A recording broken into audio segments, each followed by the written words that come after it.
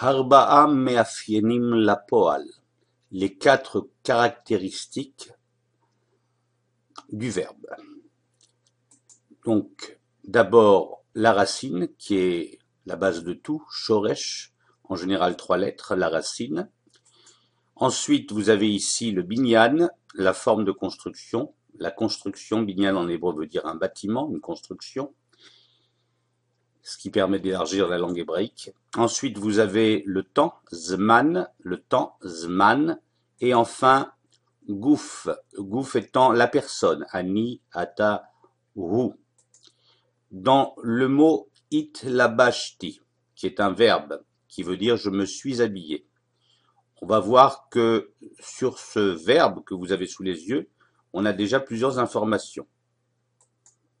D'abord, le shoresh, la racine de 3 lettres, qui est au milieu, lamed bet shin, la vache, lamed bet shin, vaut mieux épeler la racine, lamed bet shin, qui a donné aussi le verbe lilbosh, porter un vêtement. On appelle ça le shoresh. Il se trouve en général, pas toujours, mais il se trouve ici au milieu. Ensuite, vous avez le binyan, it labashti. C'est le binyan it pael. On en parlera lors d'un prochain cours. Binyan it pael. On reconnaît ici au passé, je me suis habillé, it labashti, le binyan. Ensuite, on reconnaît à la fin du verbe le zman et la personne. Zman, le temps, gouf, la personne. It labashti, ti, c'est un suffixe. Qui dit suffixe en hébreu dans la conjugaison, en général, on parle du passé. Il y a aussi des suffixes du genre et du nombre au futur. Mais ti, c'est bien ani, c'est moi qui fais l'action. Donc, it labashti, je me suis habillé. Gouf, évidemment, donc ça c'est la personne, et zman, le temps. Ti est une terminaison uniquement caractéristique du passé. Donc je récapitule. It, le binyan, lamed bet shin, le shoresh, ti, le zman et le gouf. Zman, le temps, gouf, la personne. Voilà pour ce petit rappel sur la structure des verbes en hébreu.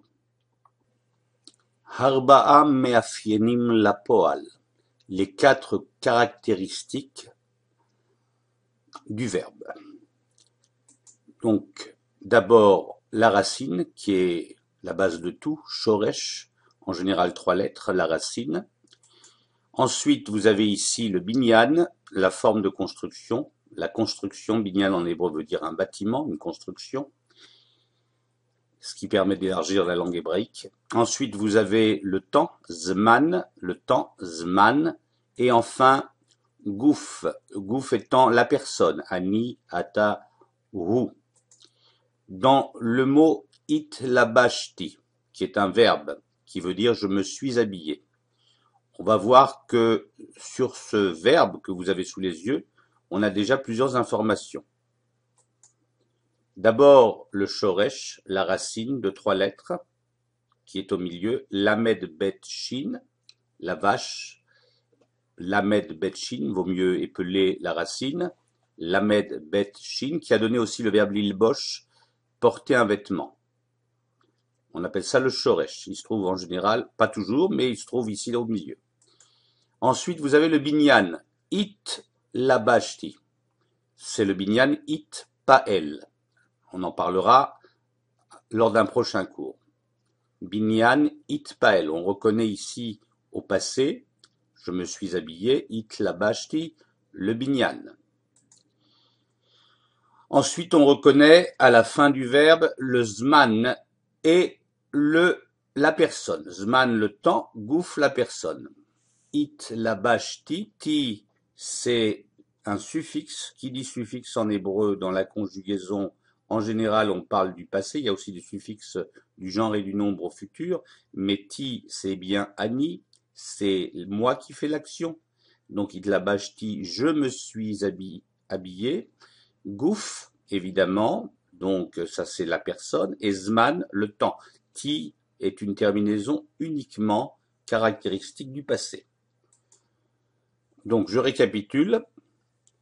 It, le binyan, lamed bet shin, le shoresh, ti, le zman et le gouf. Zman, le temps, gouf, la personne.